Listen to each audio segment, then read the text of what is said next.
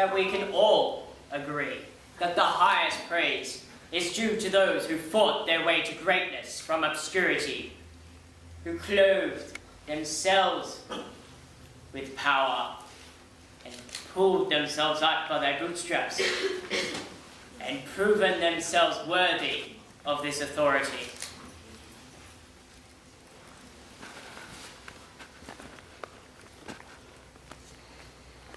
I entered Spain with only a handful of men, fought bravely, and proven myself a leader.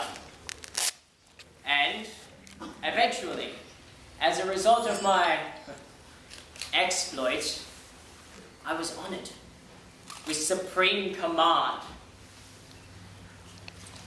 I conquered the Celts, subdued Western Gaul, overran the valley of the tribes, sacked town after town, made myself master of the plains.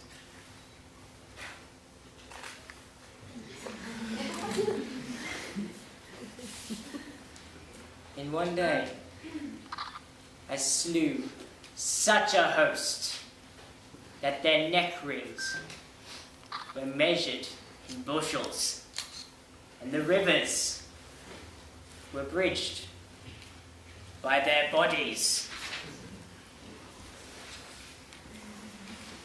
Unlike Alexander, I never pretended to be a god, never related visions of my mother, made no secret that I am mere flesh and blood. My rivals were the most competent generals in the world, commanding the best soldiers in the world. I did not worry with the Medes and the Assyrians, who fly before they are pursued, and yield the victory to anyone courageous enough to take it. Alexander, on the other hand, increasing and extending the dominion that was inherited by his father, was only following the path laid out for him by fortune. This fabled conqueror no sooner crushed his adversaries with the victories of Asus and Arbela than he forsook the traditions of his country and lived a life of a Persian, accepting the worship of his subjects, handing his friends over to the executioner, or even assassinating them at his own table. I always respected the freedom of my country, never subjugated her to my own personal glory. When the enemy, with their huge armaments, were outside the gates of Rome, I laid aside the privileges of my office and sentenced myself to the country without a murmur.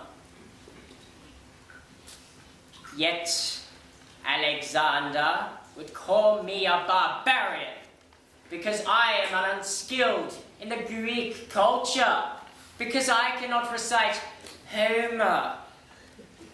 On these grounds, I claim preeminence. I do not deny that my rival has the luster that attaches itself to the wearing of a crown. And I've been told that for Macedonians, such things have charms.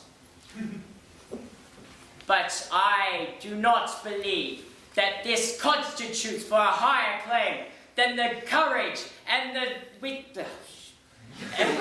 courage and the genius of one who owes it all to resolution rather than fortune. Rome deserves a strong and guiding figure that will protect the interests of the people and the empire. If the Roman people elect me, I will extend the empire to the Atlantic Ocean in the west, to the Caspian Sea in the east, to the new-founded land of Britannia in the north, and the Sahara Desert in the south. Once I have been elected, I will make us the greatest empire in the world. And I will go down in history.